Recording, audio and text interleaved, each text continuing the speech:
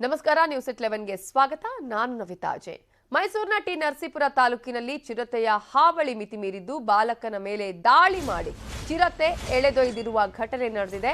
ಹೊರಳಹಳ್ಳಿಯಲ್ಲಿ ತಡರಾತ್ರಿ ಈ ಘಟನೆ ನಡೆದಿದ್ದು ಬಾಲಕನ ಮೇಲೆನೆ ಅಟ್ಯಾಕ್ ಮಾಡಿದೆ ಚಿರತೆ, ಬಾಲಕನನ್ನ ಎಳೆದೊಯ್ದಿದೆ.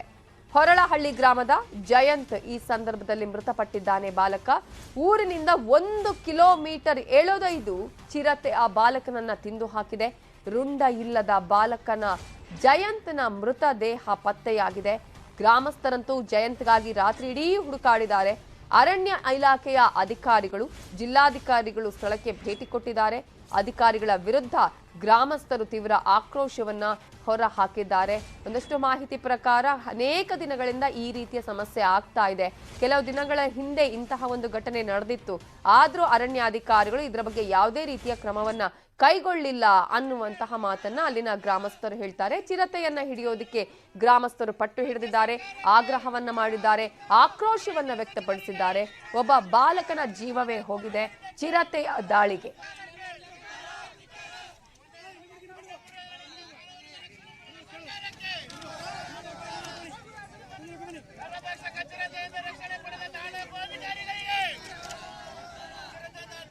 ಗ್ರಾಮಸ್ಥರ ಆಕ್ರೋಶಕ್ಕೆ ಒಂದು ಕಾರಣ ಇದೆ. ಯಾಕಂದ್ರೆ ಹಲವು ದಿನಗಳಿಂದ ಗ್ರಾಮಸ್ಥರು ಹೇಳ್ತಾ ಇದ್ರಂತೆ ಚಿರತೆಯನ್ನ ಸೆರೆ ಹಿಡಿಯಿರಿ, ಯಾಕಂದ್ರೆ ಇದು ಒಂದಲ್ಲ ಇಂತಹ ಅನೇಕ ಪ್ರಕರಣಗಳು ನಡೆದಿದೆ ಅಂತ ಹೇಳಿ.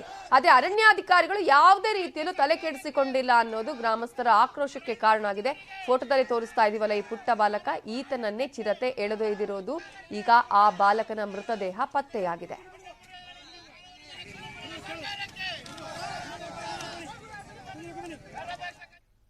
ಮತ್ತೊಂದು ಕಡೆ ಹಲವು ತಿಂಗಳುಗಳಿಂದ ಕಾಟ ಕೊಡ್ತಾ ಇದ್ದ ಚಿರತೆ ಕೊನೆಗೂ ಬೋನಿಗೆ ಬಿದ್ದಿದೆ. ಇದು ತುಮಕೂರು ಜಿಲ್ಲೆಯ ಗುಬ್ಬಿ ತಾಲೂಕಿನ ಮಡೇನಹಳ್ಳಿ ಗ್ರಾಮದಲ್ಲಿ ಅರಣ್ಯ ಇಲಾಖೆಯವರು ಬೋನ್ ಇಟ್ಟಿದ್ರು. ಆ ಬೋನಿಗೆ ಈಗ ಚಿರತೆ ಬಿದ್ದಿದೆ. ಸ್ಥಳಕ್ಕೆ ಸರ್ಕಾರದ ವಿರುದ್ಧ ಮತ್ತೆ ಸಿಡಿದೆದ್ದಿದ್ದಾರೆ ಸಾರಿಗೆ ನೌಕರರು. ಜನವರಿ 24ಕ್ಕೆ ಬೆಂಗಳೂರಿನ ಫ್ರೀಡಂ ಪಾರ್ಕ್ನಲ್ಲಿ ಧರಣಿಯನ್ನ ಮಾಡೋದಕ್ಕೆ ತೀರ್ಮಾನವನ್ನ ಕೈಗೊಂಡಿದ್ದಾರೆ. ಜನವರಿ 24ರಂದು ಬಿಎಂಟಿಸಿ, ಕೆಎಸ್ಆರ್ಟಿಸಿ ಬಸ್ ಸಂಚಾರದಲ್ಲಿ ವ್ಯತ್ಯಯ ಆಗುವ ಸಾಧ್ಯತೆ ಇದೆ. ಯಾಕಂದ್ರೆ ಇವರು ಧರಣಿಯನ್ನ ಮಾಡ್ತಾರೆ.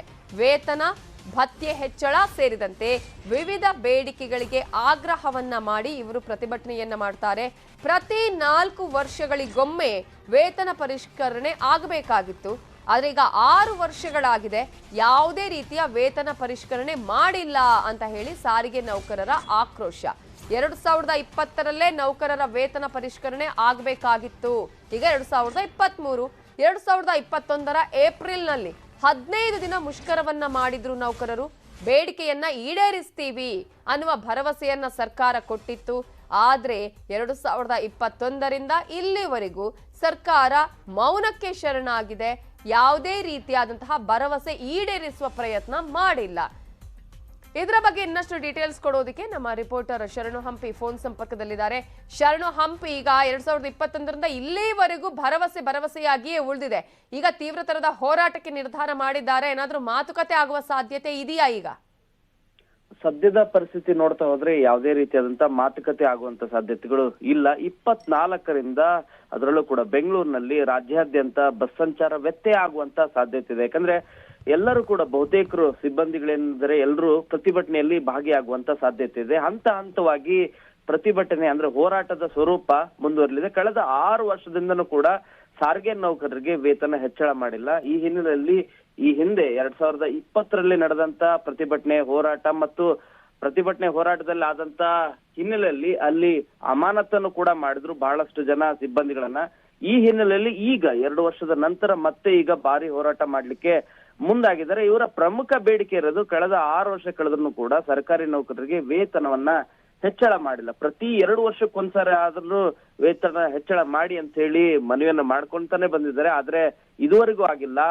1,30,000 ನೌಕರರಿದ್ದಾರೆ. ಇವರೆಲ್ಲರೂ ಕೂಡ ಬಿಎಂಟಿಸಿ, ವಾಯುವ್ಯ, ಕಲ್ಯಾಣ ಮತ್ತು ಕೆಎಸ್ಆರ್ಟಿಸಿ ಹೀಗೆ 4 ನಿಗಮಗಳಿಂದನೂ ಕೂಡ ಪ್ರತಿಯೊಬ್ಬರು ಕೂಡ ಪ್ರತಿಭಟನೆಗೆ ಭಾಗಿಯಾಗಿ ಅಂತ ಹೇಳಿ ಮನವಿಯನ್ನ ಮಾಡ್ಕೊಳ್ತಾ ಇದ್ದಾರೆ. ಆದ್ರೆ ಎಲ್ಲರೂ ಕೂಡ ಭಾಗಿಯಾಗೋದಿಲ್ಲ. ಹಂತವಾಗಿ ಮಂಗಳವಾರದಿಂದ ಪ್ರತಿಭಟನೆ ಮುಂದುವರಿಲಿದೆ. ಅನಂತ ಸುಬ್ಬರಾವ್ ಅವರ ನೇತೃತ್ವದಲ್ಲಿ ನಡೆಯುವಂತ ಪ್ರತಿಭಟನೆ. ಇದರಲ್ಲಿ ಪ್ರಮುಖವಾದಂತ ಬೇಡಿಕೆಗಳು ನಾಲ್ಕಿದಾವೆ. ಶರಣು ಹಂಪಿ ಇದ್ರ ಬಗ್ಗೆ ಇನ್ನಷ್ಟು ಡೀಟೇಲ್ಸ್ ಪಡ್ಕೊಳ್ತೀನಿ. ನಮ್ ಜೊತೆ ಈಗ ರಾಜ್ಯ ಸಾರಿಗೆ ನೌಕರರ ಮುಖಂಡರಾಗಿರುವ ಅನಂತ ಸುಬ್ಬರಾವ್ ಅವರು ಫೋನ್ ಸಂಪರ್ಕದಲ್ಲಿ ಜಾಯ್ನ್ ಆಗಿದ್ದಾರೆ. ನಮಸ್ತೆ ಸರ್. ನಮಸ್ಕಾರ ಮೇಡಮ್. ಕಳೆದ ಬಾರಿಯ ಪ್ರತಿಭಟನೆ ನಾವು ನೋಡಿದ್ವಿ. ಒಂದಷ್ಟು ಭರವಸೆಗಳನ್ನ ನೀಡಿದ ಮೇಲೆ ನೀವು ಅದನ್ನ ವಾಪಸ್ ಪಡ್ಕೊಂಡ್ರಿ. ಬಟ್ ಆ ಭರವಸೆ ಇನ್ನೂ ಕೂಡ ಯಾವುದೇ ಈಡೇರಿಲ್ವಾ? ಇಲ್ಲ, ಯಾವುದು ಈಡೇರಿಲ್ಲ. ಮಿನಿಸ್ಟರ್ ಹೇಳ್ತಾರೆ ಅದರಲ್ಲಿ ಪ್ರಮುಖವಾದಂತ ಬೇಡಿಕೆ ವೇತನ ವಿಮರ್ಶೆ. 1/1/20 ನಮ್ಮ ವೇತನ ವಿಮರ್ಶೆ ಆಗಬೇಕು 1,15,000 ಜನರಿಗೆ. ಅದು ಮಿನಿಸ್ಟರ್ 2-3 ಬಾರಿ ಹೇಳಿದ್ದಾರೆ ವೇತನ ವಿಮರ್ಶೆ ಮಾಡ್ತೀವಿ ಅಂತೀವಿ. ಮೊನ್ನೆ ಕೂಡ BMTC ಫಂಕ್ಷನ್ ಅಲ್ಲಿ ಹೇಳಿದ್ದಾರೆ. ಬಟ್ ಅದಕ್ಕೆ ಏನ್ ಕೆಲಸ ಮಾಡಿದ್ದಾರೆ ನಮ್ಗೆ ಗೊತ್ತಿಲ್ಲ. ಯಾಕೆಂದ್ರೆ ಶ್ರೀರಾಮ್ರವ್ರು ನಮ್ ಕೈಗೆ ಸಿಗೋದಿಲ್ಲ, ಬಹಳ ಕಷ್ಟ. ನಾನು ಮತ್ತೆ ಹೇಳಿದೆ 31ನೇ ತಾರೀಕು ಮೀಟಿಂಗ್ ಆದಾಗ ಕೂಡ, ಸ್ವಾಮಿ ನೀವು ಕೈಗೆ ಸಿಕ್ಕದೆ ಇನ್ ಎಲೆಕ್ಷನ್ ಆಗ್ಬಿಟ್ರೆ ಗೋವಿಂದ ಆಗುತ್ತೆ, ಬೇಗ ಸೆಟಲ್ ಮಾಡಿದ್ದೀನ ಅಂತ. ಅವರು CM ಹತ್ರ ಕರ್ಕೊಂಡು ಹೋಗ್ತೀನಿ ನಮ್ಮನ್ನ ಅಂತ ಹೇಳಿದ್ರು ಟ್ರೇಡ್ ಯೂನಿಯನ್ಗಳನ್ನ. ಬಟ್ ಇದುವರೆಗೆ ಅವ್ರು ಅಂತ ಪ್ರಯತ್ನ ಮಾಡೋದಕ್ಕೆ ಕಾಣಲ್ಲ. ಈ ಒಂದು CM ಕೂಡ ನಮ್ಗೆ ಸಿಗ್ತಾ ಇಲ್ಲ. ಅದರಿಂದ ಏನ ಮಾಡಿದೀವಿ, ಈಗ ಒಂದು ಚಳವಳಿ 24ನೇ ತಾರೀಕು ಒಂದ್ ದಿವಸ ಇಟ್ಕೊಂಡಿವಿ. ಧರಣ ಆಲ್ ಓವರ್ ದಿ ಸ್ಟೇಟ್. ಎಲ್ಲ ನಮ್ಮ ಡಿವಿಷನಲ್ ಆಫೀಸ್ಗಳ ಮುಂದೆ 40 ಡಿವಿಷನಲ್ ಆಫೀಸು, ಸೆಂಟ್ರಲ್ ಆಫೀಸ್ ಮುಂದೆ ಕೂಡ ಮಾಡ್ತಾ ಇದೀವಿ. ಬಹಳ ದೊಡ್ಡ ಪ್ರಮಾಣದಲ್ಲಿ ಧರಣ ಮಾಡ್ತಾ ಇಲ್ಲ. ಯಾಕೆಂದ್ರೆ ಯಾವ್ದೇ ಟ್ರಾಫಿಕ್ ವ್ಯತ್ಯಯ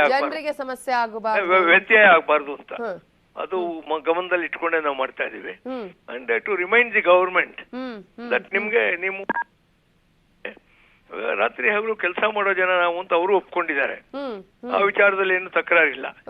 ನೀವು ಸೋಂಬೇರಿಗಳಂತ ಅವ್ರೇನು ಹೇಳಿಲ್ಲ. ಕಷ್ಟಪಟ್ಟು ಕೆಲಸ ಮಾಡುವಂತ ಮಿನಿಸ್ಟ್ರಿಂದ ಎಲ್ಲರೂ ಹೇಳಿದ್ದಾರೆ. ಇನ್ ಹೇಳಿದ್ಮೇಲೆ ನಮ್ಗೆ ಯಾಕೆ ನೀವು ಸಂಬಳ ಜಾಸ್ತಿ ಮಾಡ್ತಿಲ್ಲ? ಯಾರ್ಯಾರಿಗೂ ಕೊಡ್ತಾರೆ ಸರ್, ಕೈಗೆ ಸಿಗ್ತಿಲ್ಲ ಅಂತ ಹೇಳ್ತಿದ್ದೀರಿ ನೀವು. ಬಹಳ ಕಷ್ಟ. ಇವಾಗ ನೋಡಿ, ಅವ್ರ PS ಗಳಿಗೆ ಫೋನ್ ಮಾಡಿ ಒಂದ್ ನಂಬರ್ ಕೊಡ್ತಾರೆ, ಆ ನಂಬರ್ ಮಾಡಿ ಅವ್ರು ಇಲ್ಲಿಲ್ಲ ಇನ್ನೊಂದರ್ ಮಾಡಿ ಅಂತಾರೆ. ನನಗೆ ಎಷ್ಟು ಕಷ್ಟ ಆದ್ಮೇಲೆ ಇನ್ನು ಆರ್ಡಿನರಿ ಒಬ್ಬ ಡ್ರೈವರ್ ಕಂಡಕ್ಟರ್ ಮಿನಿಸ್ಟರ್ ಸಿಗ್ತಾರ? ನಾನು ಮೊನ್ನೆ ಹೇಳ್ತಾ ಇದ್ದೆ, ಹೇಬಿಯಸ್ ಕಾರ್ಪಸ್ ಪೆಟಿಷನ್ ಹಾಕ್ಬೇಕಾಯ್ತು ಹೈಕೋರ್ಟ್ ಅಲ್ಲಿ to direct the police DG of police to produce Sriramulu ಅಂತ ಹೇಳ್ತಾ ಇದ್ದೆ. ಸಿಕ್ಕೋದ್ರೆ ಮನುಷ್ಯ ಒಳ್ಳೆ ಮನುಷ್ಯನ ನಿಜ. ಬಟ್ ಯಾಕೆ ಅವ್ರ ಅಶ್ಯೂರೆನ್ಸ್ ಅವ್ರು ಜಾರಿ ಕೊಡ್ತಿಲ್ಲ, ಇಲ್ಲ ಚೀಫ್ ಮಿನಿಸ್ಟರ್ ಇವ್ರು ಭೇಟಿ ಕೊಡ್ತಿರೋ? I don't know what is happening. Somewhere something is wrong in Denmark ಅಂತ ಹೇಳಿದ್ರು. ಸಾಂಕೇತಿಕ ಹೋರಾಟ ಇಲ್ಲ, ಸಾಂಕೇತಿಕ ಅಂದ್ರೆ ಅದು ಮುಂದೆ ದೊಡ್ಡ ರೀತಿನೂ ಆಗುತ್ತೆ ಅದು. ಯಾಕೆಂದ್ರೆ ಇವ್ರು ಚುನಾವಣೆ ಅನೌನ್ಸ್ ಆಗ್ಬಿಟ್ರೆ ಕೋಡ್ ಆಫ್ ಕಾಂಡಕ್ಟ್ ಎಲ್ಲ ಬರುತ್ತೆ, ನಮ್ಮ ಡಿಮಾಂಡ್ ಗಳೆಲ್ಲ ಒಟ್ಟಾಗೋದು ಎಗರು ಹೋಗುತ್ತೆ.